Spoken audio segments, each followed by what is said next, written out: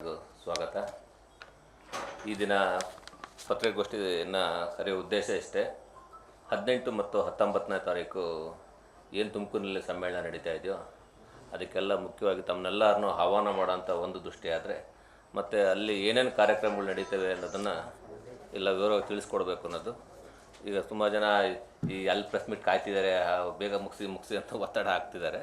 ಆದರೆ ನಮ್ಮ ಕಾರ್ಯಕ್ರಮ ಆಗಿರೋದ್ರಿಂದ ಸ್ವಲ್ಪ ಸಮಾಧಾನದಾಗ ಎಲ್ಲದನ್ನು ಕೇಳಿಸ್ಕೊಂಡು ಆಮೇಲೆ ಬೇರೆಯವ್ರಿಗೆ ಅವಕಾಶ ಮಾಡಿಕೊಳ್ಳೋಣ, ಅವರು ಪಾಪ ಕಾಯ್ತಿರ್ತಾರೆ. ಈಗ ಒಂದು ಕಾರ್ಯಕ್ರಮದ ಒಂದು ಚಾಲನೆಯನ್ನು 18ನೇ ತಾರೀಕು ಒಂದು ಸಾಂಸ್ಕೃತಿಕ ಮೆರವಣಿಗೆ ಮೂಲಕ ಸ್ಟಾರ್ಟ್ ಆಗ್ತದೆ. ಈ ಒಂದು ಕಾರ್ಯಕ್ರಮಕ್ಕೆ ಚಾಲನೆಯನ್ನು ಅಲ್ಲಿಯ ಜಿಲ್ಲಾ ಉಸ್ತುವಾರಿ ಸಚಿವರಾದಂಥ ಪರಮೇಶ್ವರ್ ಅವರು ನಡೆಸ್ಕೊಡಲಿದ್ದಾರೆ. ಅದ ನಂತರದಲ್ಲಿ ಒಂದು ಸಮ್ಮೇಳನದ ಉದ್ಘಾಟನೆಯನ್ನು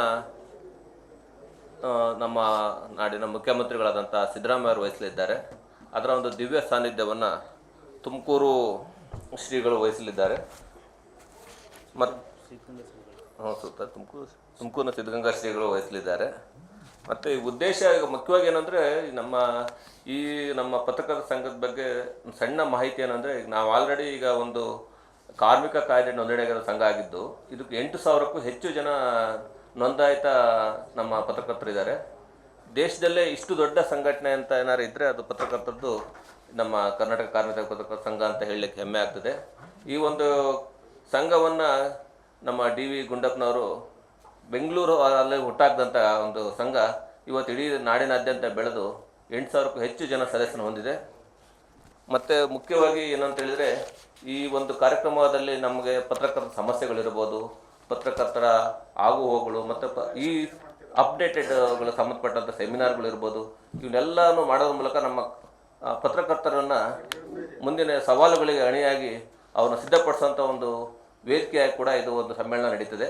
ಆ ನಿಟ್ಟಿನಲ್ಲಿ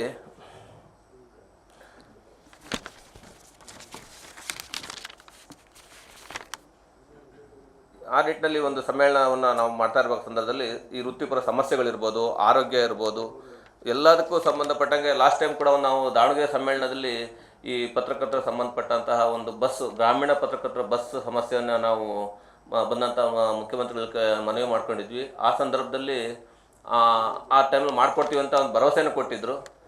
ಅದು ಈ ವರ್ಷ ಅದು ಸಮ್ಮೇಳನ ಆಗಿಂತ ಮುಂಚಿತವಾಗಿ ಗ್ರಾಮೀಣ ಪತ್ರಕರ್ತೆಗೆ ಒಂದು ಜೀವ ಆಗಿ ಬಂದಿದೆ. ಅದನ್ನೆಲ್ಲ ತಮ್ಮ ಗುಂಪುಗಳು ಶೇರ್ ಮಾಡಿದ್ದೀವಿ.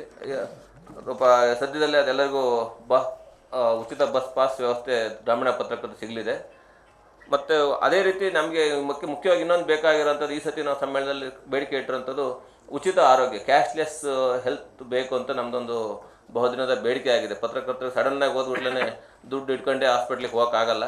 ಸೊ ಕ್ಯಾಶ್ಲೆಸ್ ಸಿಸ್ಟಮ್ ಮಾಡಿಕೊಡಿ ಅಂತೇಳಿ ಲಾಸ್ಟ್ ಟೈಮು ಕೇಳಿದ್ವಿ. ಬಟ್ ಈ ಸತಿ ಅದನ್ನು ಸ್ವಲ್ಪ ಯಾವ ಥರದಲ್ಲಿ ಮಾಡಬೇಕು ಅದನ್ನು ಕಾರ್ಯರೂಪದ ಥರ ನಿಟ್ಟಿನಲ್ಲಿ ಇವತ್ತು ನಮ್ಮ ಸಮ್ಮೇಳನದ ಮೂಲಕ ಅದನ್ನು ಗಟ್ಟಿಯಾಗಿ ಒತ್ತಾಯ ಮಾಡಬೇಕಾಗ್ತದೆ.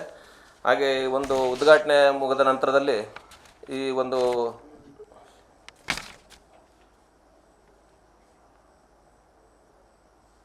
ಎಲ್ಲ ಹೇಳ್ಬೇಕಾ, ಉದ್ಘಾಟನೆ ಮುಗಿದ ನಂತರದಲ್ಲಿ ಇನ್ವಿಟೇಷನ್ ಬರುತ್ತೆ, ಎಲ್ಲರಿಗೂ ಥ್ರೂ ವಾಟ್ಸಪ್ಪು ಮೇಲ್ ಮೂಲಕ ಕಳಿಸ್ಕೊಡ್ತೀವಿ ಅಂತ. ಈ ಉದ್ಘಾಟನೆ ಮುಗಿದ ನಂತರದಲ್ಲಿ ಮೊದಲನೇ ಸಂವಾದ ಕಾರ್ಯಕ್ರಮ ನಡೆಯಲಿದೆ. ಈ ಒಂದು ಸಂವಾದ ಕಾರ್ಯಕ್ರಮದಲ್ಲಿ ಮುಖ್ಯವಾಗಿ ಮೊದಲನೇದಾಗಿ ಸಂವಿಧಾನ ಮತ್ತು ಮಾಧ್ಯಮ ವಿಚಾರವಾಗಿ ಒಂದು ಗೋಷ್ಠಿ ನಡೆಯಲಿದೆ. ಈ ಗೋಷ್ಠಿಯನ್ನು ಕಾನೂನು ಮತ್ತು ಸಂಸದೀಯ ಸಚಿವರಾದಂಥ HK ಪಾಟೀಲ್ ಅವರು ಉದ್ಘಾಟನೆ ಮಾಡಲಿದ್ದಾರೆ. ಈ ಒಂದು ಜೊತೆಗೆ ಖಾತೆ ಪತ್ರಕರ್ತರಾದಂತಹ GN ಮೋಹನ್ ಅವರು ಈ ವಿಷಯ ಮಂಡಿಸಿದ್ದು, ಮುಖ್ಯಮಂತ್ರಿಗಳ ರಾಜಕೀಯ ಸಲಹೆಗಾರರಂಥ BR ಪಾಟೀಲ್ ಅವರು ಅಧ್ಯಕ್ಷತೆ ವಹಿಸುತ್ತಿದ್ದಾರೆ. ಮುಖ್ಯಮಂತ್ರಿಯ ಕಾನೂನು ಸಲಹೆಗಾರರು ಹಾಗೂ ಶಾಸಕರು ಆದಂಥ ಪಣ್ಣಣ್ಣವರು ಅತಿಥಿಯಾಗಿ ಭಾಗವಹಿಸಿದ್ದಾರೆ. ಈ ಒಂದು ಕಾರ್ಯಕ್ರಮವನ್ನು ನಮ್ಮ ರಾಜ್ಯ ಸಮಿತಿ ಸದಸ್ಯರಾದ ರವಿ ಅವರು ಕಾರ್ಯಕ್ರಮ ನಡೆಸಿಕೊಳ್ಳಲಿದ್ದಾರೆ. ಇದಾದ ನಂತರದಲ್ಲಿ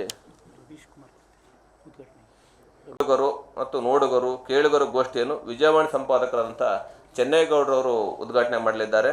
ಪ್ರಜಾವಾಣಿ ಸಂಪಾದಕರಾದಂಥ ರವೀಂದ್ರ ಭಟ್ ಐನಕ್ಕಿ ಅವರು ಅಧ್ಯಕ್ಷತೆ ವಹಿಸಲಿದ್ದಾರೆ. ಹಿರಿಯ ಪತ್ರಕರ್ತರಾದಂಥ ಅನಂತ್ ಶನಿವಾರ್, ಮೈಸೂರು ವಿಶ್ವವಿದ್ಯಾಲಯ ಪತ್ರಿಕೋದ್ಯಮ ವಿಭಾಗದ ಮುಖ್ಯಸ್ಥರಾದಂಥ MS ಸ್ವಪ್ನ ಅವರು ಭಾಗವಹಿಸಲಿದ್ದಾರೆ. 12 ಗಂಟೆಗೆ ಮತ್ತೆ ಯಥಾ ಪ್ರಕಾರ ಗೋಷ್ಠಿ ಪ್ರಾರಂಭವಾಗಲಿದ್ದು, ಈ ಸಾಮಾಜಿಕ ಜಾಲತಾಣ ಮತ್ತು ಪತ್ರಕರ್ತರ ಸವಾಲುಗಳು ಗೋಷ್ಠಿಯನ್ನು ಸುವರ್ಣ ಸಂಪಾದಕರಾದ ಅಜಿತ್ ಹನುಮಕ್ಕನವರು ಉದ್ಘಾಟನೆ ಮಾಡಲಿದ್ದಾರೆ. ನಂತರದಲ್ಲಿ ವಿಜಯ ಕರ್ನಾಟಕ ಸಂಪಾದಕರಾದ ಸುದರ್ಶನ್ ಚೆನ್ನಂಗಿಹಳ್ಳಿ ಅವರು ಅಧ್ಯಕ್ಷತೆ ವಹಿಸಲಿದ್ದಾರೆ. ಹಿರಿಯ ಪತ್ರಕರ್ತ ಗೌರಿ ಶಕ್ಕಿ, ಕಸ್ತೂರಿ ಸಂಪಾದಕರಾದ ಶಾಂತಲಾ ಧರ್ಮರಾಜ್, ದಾವಣಗೆರೆ ವಿಶ್ವವಿದ್ಯಾಲಯದ ಡಾಕ್ಟರ್ ಶಿವಕುಮಾರ್ ಕಣಸೋಗಿ ಪಾಲ್ಗೊಳ್ಳಲಿದ್ದಾರೆ. ಮಧ್ಯಾಹ್ನ 2:30ಕ್ಕೆ ಸ್ಥಳೀಯ ಪತ್ರಿಕೆಗಳು ಜಾಹೀರಾತು ವಿತರಕರ ಗೋಷ್ಠಿಯನ್ನು ವಾರ್ತಾ ಇಲಾಖೆ ಆಯುಕ್ತ ಹೇಮಂತ್ ನಿಂಬಾಳ್ಕರ್ ಉದ್ಘಾಟಿಸಲಿದ್ದು, ಹಿರಿಯ ಸಂಪಾದಕರಾದ ನಾಗಣ್ಣ ಅವರು ಅಧ್ಯಕ್ಷತೆ ವಹಿಸಲಿದ್ದಾರೆ. 2 ದಿನಗಳ ಗೋಷ್ಠಿಯಲ್ಲಿ ಹಿರಿಯ ಸಂಪಾದಕರಾದ ಗಂಗಾಧರ ಮುದಲಿಯಾರ್, ಶಿವಕುಮಾರ್ ಬೆಳ್ಳಿತೆಟ್ಟಿ, ಉಗಮ ಶ್ರೀನಿವಾಸು, ಕುಚ್ಚಂಗಿ ಪ್ರಸನ್ನ ಮರಿಯಪ್ಪ, ಉಮೇಶ್ ಭಟ್, ಹರೀಶ್ ರೈ, ಗುರುನಾಥ್, BM ಹನೀಫ್, TM ಸತೀಶ್ ಮೊದಲಾದವರು ಭಾಗವಹಿಸಲಿದ್ದಾರೆ. ಸಮ್ಮೇಳನದಲ್ಲಿ ಕಾರ್ಮಿಕ ಸಂಘ ಪತಿಗಳು ಮತ್ತು ಪ್ರತಿಗಳ ಸಭೆ ಮತ್ತು ಕಲ್ಪತರು ಪ್ರಶಸ್ತಿ ಪ್ರದಾನ ಸಮಾರಂಭ ನಡೆಯಲಿದೆ. ಮತ್ತು ಈ ಒಂದು ಸಮ್ಮೇಳನಕ್ಕೆ ಆಲ್ರೆಡಿ ಈಗಾಗಲೇ 3,000ಕ್ಕೂ ಹೆಚ್ಚು ಜನ ನೋಂದಣಿಯನ್ನು ಆನ್ಲೈನಲ್ಲಿ ಮಾಡ್ಕೊಂಡಿದ್ದಾರೆ. ಯಾರು ಆನ್ಲೈನಲ್ಲಿ ಮಾಡ್ಕೊಂಡಿದ್ದಿಲ್ಲ ಅವರು ಕೂಡ ಸಮ್ಮೇಳನಕ್ಕೆ ಬರಲಿಕ್ಕೆ ಯಾವುದೇ ಥರದ ಅಭ್ಯಂತರಗಳಿರೋದಿಲ್ಲ. ಶಿವಮೊಗ್ಗದಿಂದ ಹೊರಡುವಂಥವ್ರು ಯಾರು ಹೆಸರುಗಳನ್ನು ನೋಂದಾಯಿಸ್ತಾ ಅಂಥವ್ರು ಅರುಣ್ ಮತ್ತು ನಮ್ಮ ನಗರ ಕಾರ್ಯ ಸೋಮಣ್ಣವ್ರ ಕಡೆ ಹೆಸರನ್ನು ನೋಂದಾಯಿಸ್ಕೊಳ್ಳಿ. ಹೆಚ್ಚಿನ ಮಾಹಿತಿಗಾಗಿ ಅವ್ರನ್ನ ಸಂಪರ್ಕ ಮಾಡಿ, ಮತ್ತು ಅದಕ್ಕೂ ಹೆಚ್ಚಿನ ಮಾಹಿತಿ ಬೇಕು ಅಂದರೆ ಟೆಲೆಕ್ಸ್ ರವಿಕುಮಾರ್ನ ಸಂಪರ್ಕ ಮಾಡಿ. ಅದಕ್ಕೂ ಹೆಚ್ಚು ಸಂಶೋಧನೆ ತಗೊಂಡ್ರ ಮಾತಾಡೋದು. ಹಾಗಾಗಿ ಒಟ್ಟಿನಲ್ಲಿ ನಮ್ಮದೇ ಒಂದು ಕಾರ್ಯಕ್ರಮ ಆಗಿರೋದ್ರಿಂದ ತಾವೆಲ್ಲರೂ ಹೆಚ್ಚಿನ ಸಂಖ್ಯೆಯಲ್ಲಿ ಭಾಗವಹಿಸಿ ಕಾರ್ಯಕ್ರಮ ಯಶಸ್ವಿಗೊಳಿಸೋದ್ರ ಮೂಲಕ, ಮತ್ತು ತಮಗೇನಾರು ಇನ್ನೂ ನಮ್ಮ ಪತ್ರಕರ್ತರ ಬೇಡಿಕೆಗಳು ಏನಾರು ಇದ್ದರೆ ಹೇಳುವಂಥದ್ದಿದ್ರೆ, ಯಾಕಂದರೆ ಅವತ್ತು 19 ತಾರೀಕು ಬೆಳಗ್ಗೆ ನಮ್ಮ ಪತ್ರಿಕಾ ಪದಾಧಿಕಾರಿಗಳ ಸಭೆ ಕೂಡ ನಾವು ಮಾಡ್ತಾ ಇದ್ದೀವಿ. ಆ ಸಂದರ್ಭದಲ್ಲಿ ಮತ್ತೆ ಏನಾರು ನಮ್ಮ ಪ್ರಸ್ತಾವನೆಗಳನ್ನ ಸೇರಿಸಂಗಿದ್ರೆ ಸೇರಿಸಿ ನಮ್ಮ ಏನೋ ಸರ್ಕಾರಕ್ಕೆ ಮನವಿ ಕೊಡಬೇಕು. ಆ ಸಂದರ್ಭದಲ್ಲಿ ಅದನ್ನು ಆ್ಯಡ್ ಮಾಡೋಕ್ಕೆ ಅನುಕೂಲ ಆಗ್ತದೆ. ಯಾರು ಉತ್ತಮ ಸಲಹೆಗಳಿದ್ದರೆ ಅದನ್ನು ಕೂಡ ತಾವು ತಿಳಿಸ್ಬೋದು ಅಂತ ಹೇಳಿ ಹೇಳ್ತಾ, ಮತ್ತು ಏನಾರು ಮಾಹಿತಿಗಳು ತಮಗೇನಾರು ಮತ್ತೆ ಏನಾರು ಕೊರತೆ ಇದ್ದಲ್ಲಿ ಕೇಳಿ.